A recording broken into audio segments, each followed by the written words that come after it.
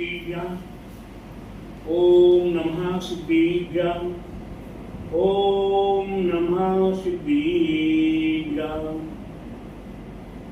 मंगलम भगवान वीरो मंगलम गौतमोगणि मंगलम कुंदी कुंद्यार्यो जीर्णधर्मोस्तु मंगलम सर्वे मंगल मांगल्यम सर्वे कल्याणिकारिकम प्रधानम सर्वधर्माणां जैनं जयतु शासनम जैनं जयतु शासनम जैनं जयतु शासनम। पुनः सभी धर्म की जय, पूरे विश्व धर्म की जय, श्री मानव धर्म की जय, श्री वर्तमान जी सत्संग की निरमी ब्रह्मन श्री महावीर भगवान की जय, बोले द्वादशांग जिन वाणी माता की जय। आचार्य गुरुवर स्वामी परम तपस्वी वंशरी परम किसी संत श्रमणी 5 वर्ष के जन के त्यागी सुदन सेनानी ज्ञान प्रति धर्म प्रति भय प्रति वात्सल्य मूर्ति आचार्य श्री स्वामी नेमी सागर जी महाराज की जय। भव्य आत्माओं, हम जगत संसारी प्राणियों के लिए हमारे पूर्व आचार्यों ने हमें त्याग की परंपरा बताई हुई है और त्याग की परंपरा के अंतर्गत दान की परंपरा 6 आवश्यकों में एक आवश्यक वही है जो है दान। देव पूजा, गुरु उपासना, स्वाध्याय, संयम, तप और दान, ये इस प्रकार से 6 आवश्यक है। इन 6 आवश्यक में सबसे अंतिम आवश्यक है दान देना। दान और त्याग, इन दोनों में कुछ अंतर है। त्याग अंतरंग की वस्तुओं का किया जाता है और त्याग अपने आत्म कल्याण के लिए किया जाता है। ऐसा जोन, चोरी, कुशील, परिग्रह, क्रोध, मान, माया, लोभ आदि का त्याग किया जाता है। और दान, ये हमारे पास पर पदार्थ है, वे पर पदार्थ सामने वाले का हित कर रहा है और अपना भी हित कर रहा, स्वपर का हित हो, उसे दान कहते हैं। दान 4 प्रकार का हमारे आचार्यों ने बताया है। आहार दान, औषध दान, अभय दान और करुणा दान। इस प्रकार से 4 प्रकार का दान है। 4 प्रकार के दानों में हम अपने आप में विचार करें कि सबसे पहला दान है आहार दान। यह क्षुधा रोग से पीड़ित प्राणी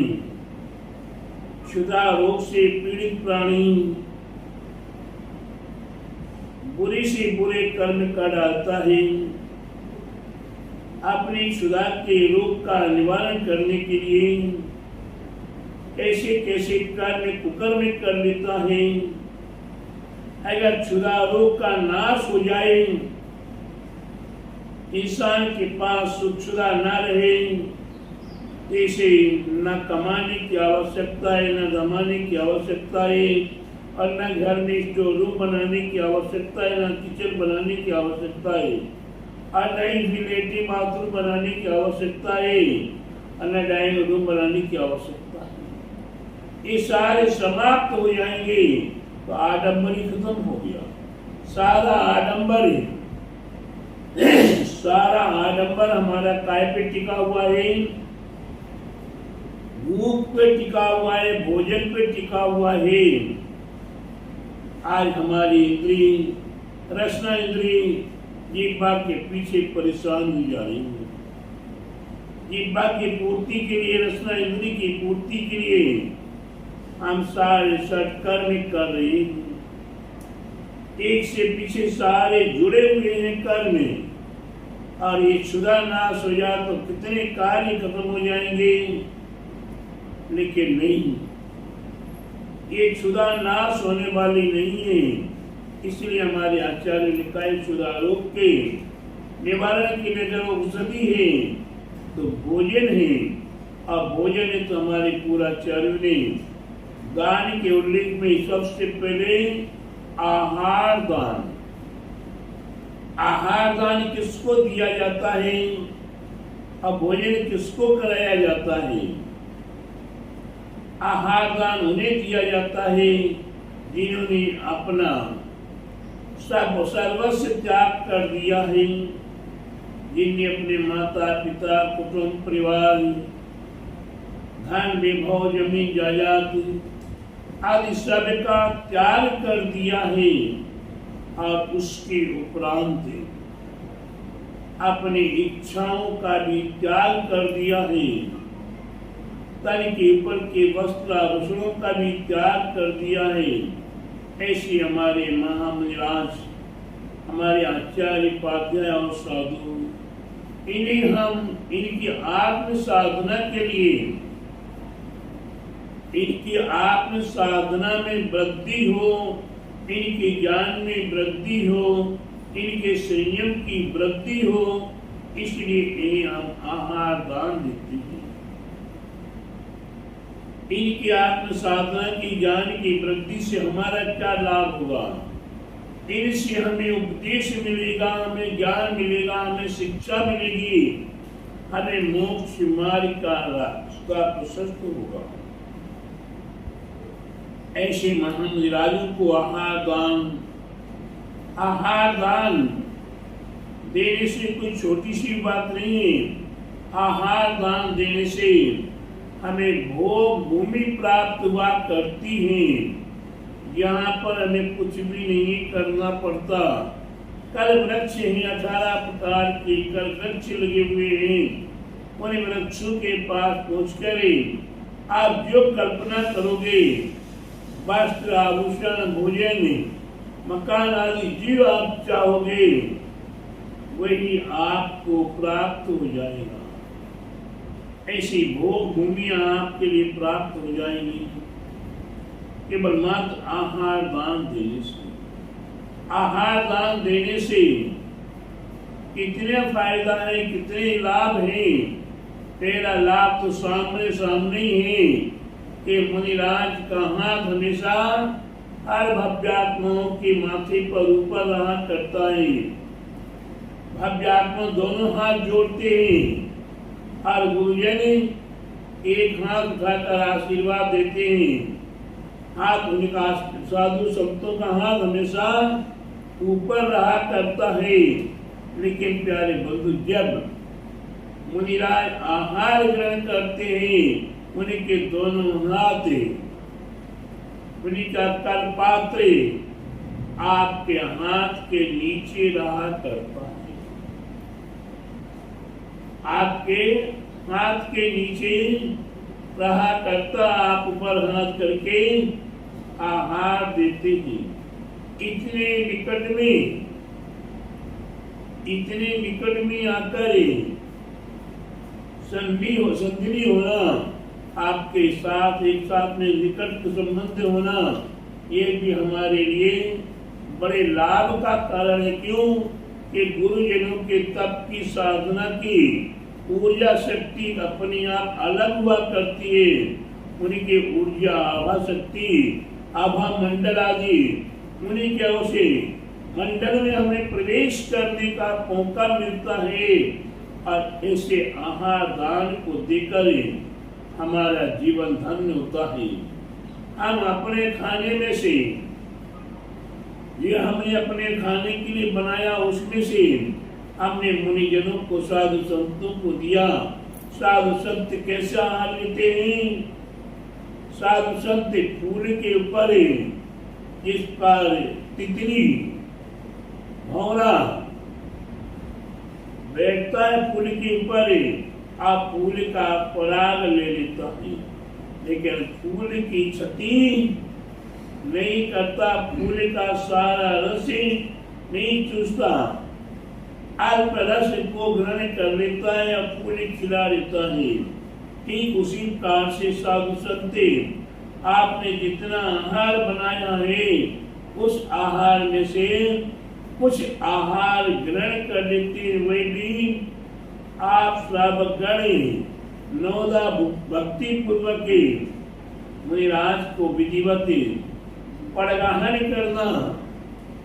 स्वामी नमोस्तु नमोस्तु नमोस्तु आत्रो आत्रो आत्रो तिष्ठो तिष्ठो तिष्ठो।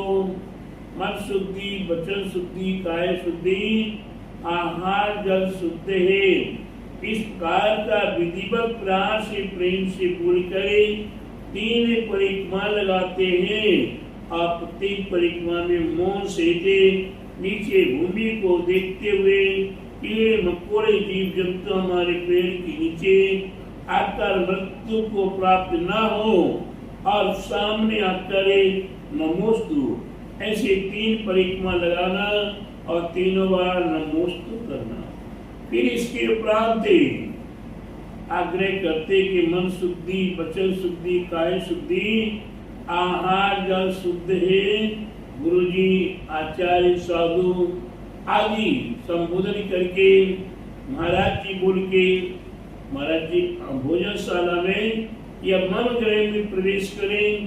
पहले अपने घर में प्रवेश कराएं, घर के बाद जहाँ भोजन बना हुआ है या आपने चौका लगाया है वहाँ आप कहेंगे पुनः मन शुद्धि, वचन शुद्धि, काय शुद्धि, आहार जल शुद्ध है। भोजनशाला में आहार कक्ष में प्रवेश कीजिए। फिर इसके उपरांत आहार गृह में पहुंचने के बाद फिर उच्चासन ग्रहण कीजिए। फिर इसके उपरांत पद प्रक्षालन करना, अष्ट द्रव्य से पूजा। पद प्रक्षालन के बाद गंधोदक लगाना, गंधोदक लगा के फिर अष्ट द्रव्य से पूजा करना। पूजा करने के उपरांत नमोस्तु करना और नमोस्तु करने के उपरांत फिर जो आपने भोजन बनाया हुआ है, ये सामग्री बना के तैयार की है, वह तैयार की हुई सामग्री को थाली में सजा कर रख के फिर गुरुजन को दिखाना कि गुरुजी महाराज जी ये लौकी की सब्जी है, लौकी नहीं, ये तोरी की सब्जी है, ये मूंग की दाल है, या जो आपने बनाया वो विधिवत बताना चाहिए। इसके उपरांत गुरु जी उसमें से जो अपने इच्छा अनुसार है अलग करा दे उसका त्याग मानिए और बाकी विधिवत कौन सी वस्तु किसके साथ आहार दान में लाभकारक होगी और किसके साथ कौन सी वस्तु हानिकारक होगी, ये सारा विचार करके आप शुभ भावों के साथ आहार देंगे, तब जाकर वह आहार दाने आपके लिए विशेष विशेष लाभकारी हुआ करता है। आप अदवा तदवा करेंगे, साधु की प्रकृति के विरुद्ध आहार देंगे, प्रकृति विरुद्ध आहार देंगे, मौसम विरुद्ध आहार देंगे। गर्मी का मौसम चल रहा है, बढ़िया बढ़िया अखरोट का लड्डू बनाओ, बढ़िया बढ़िया अखरोट है और सारा का लड्डू बना के उसमें बढ़िया बढ़िया केसर डालो और फिर मुनिराज को आहार में देंगे तो क्या होगा? गर्मी गर्मी गर्मी, केसर भी गर्म, ज्वारा भी गर्म और अखरोट भी गर्म। ऐसे गरम गरम सारी वस्तुएं मिल जाए, फिर साधु संत को वो आप आग्रह करके पुनः पुनः पुनः पुनः थोड़ा और हमसे और ये नहीं देख रहे कि ये कितनी मात्रा में लेना है या कितनी मात्रा में देना है।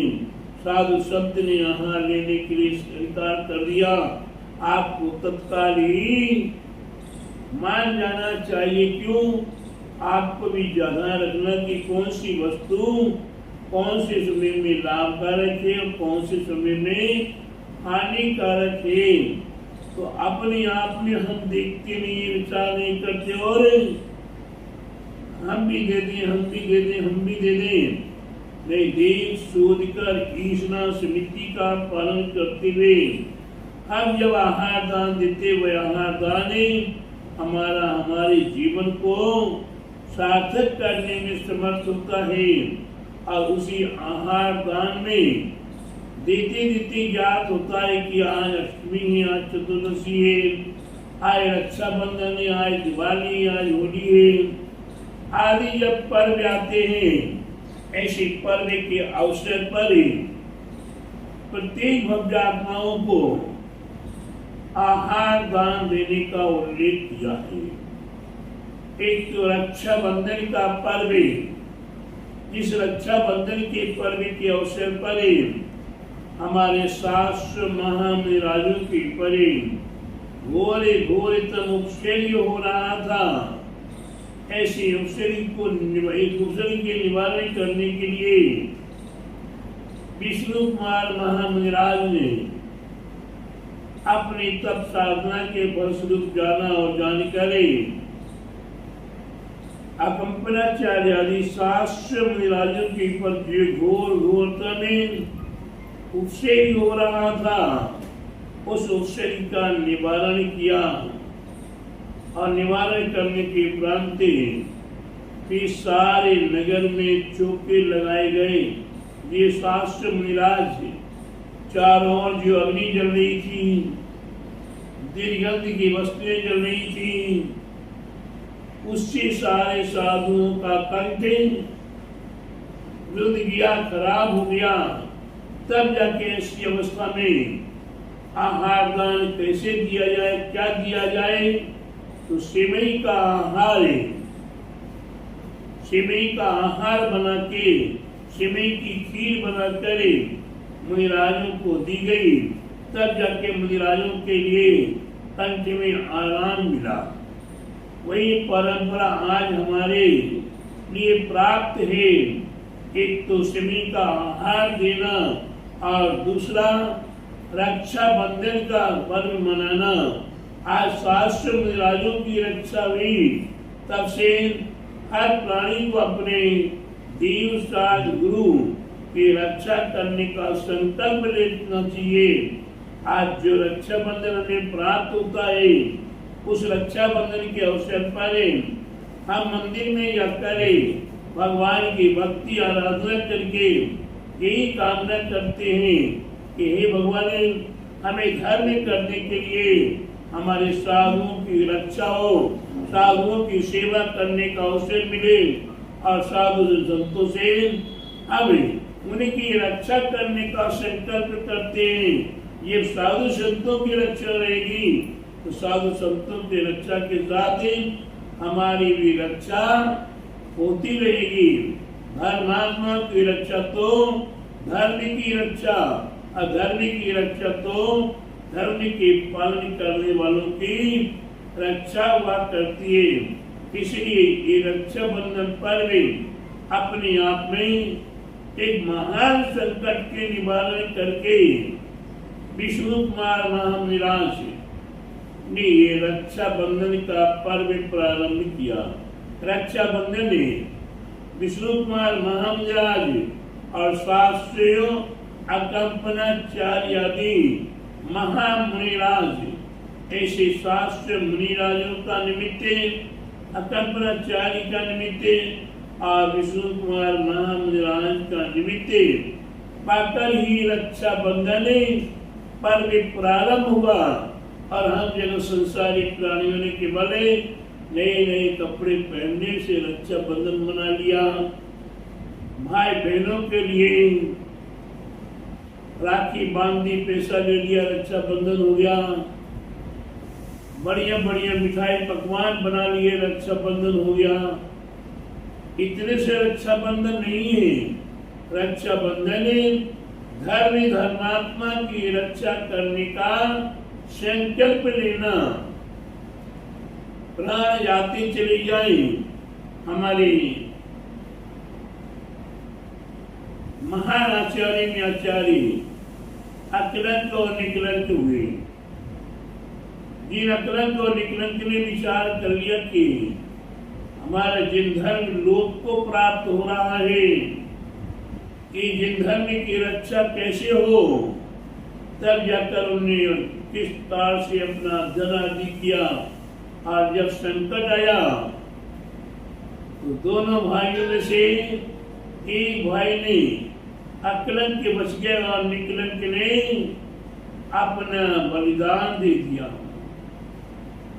ऐसे वो निकलंक यीशु ने अपने जो बलिदान दिया काय के लिए, धर्म की रक्षा के लिए।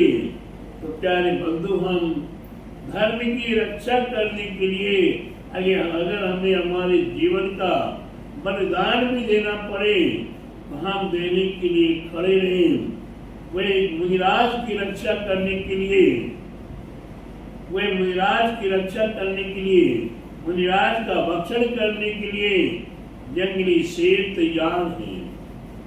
मुनिराज के भक्षण करने के लिए जंगली शेर तैयार है, लेकिन जंगली सुअर भी उससे और भी ज्यादा सतर्क है कि हम मुनिराज की ऐसे ही नहीं होने देंगे। मुनिराज के पल भर भी कष्ट नहीं होने देंगे जब तक मेरी सांस में सांस है।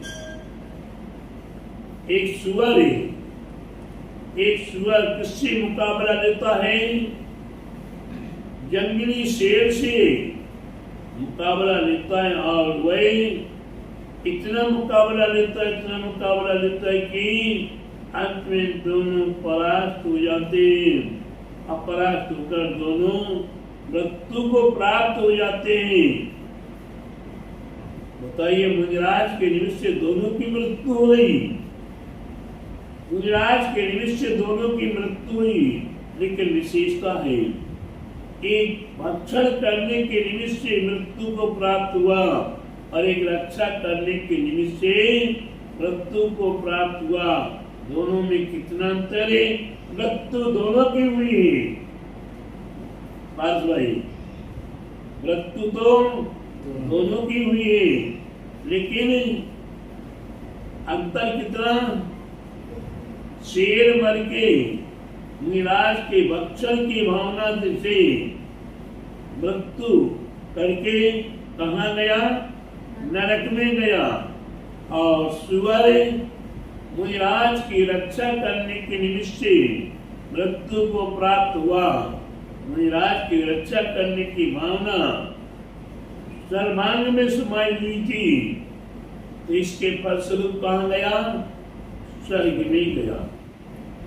तो ये देवसाल गुरु की रक्षा करने का कितना बड़ा महान है। वह सुअर कुछ नहीं जानता था, लेकिन इतना जानता था कि मैं अपने बल के माध्यम से मुनिराज की रक्षा करूं। अरे हम संसारी व्यक्ति तो पढ़े लिखे हैं, होशियार हैं, ग्रंथों को पढ़ रखा है, फिर भी हमें अपने आप को संभालना पड़ेगा और देवसाल गुरु के प्रति समर्पित और समर्पित होना पड़ेगा। और आहार दान देकर हम अपने जीवन को सार्थक करें। अभी आपके लिए मुका रहा है, वो सब मुका रहा है।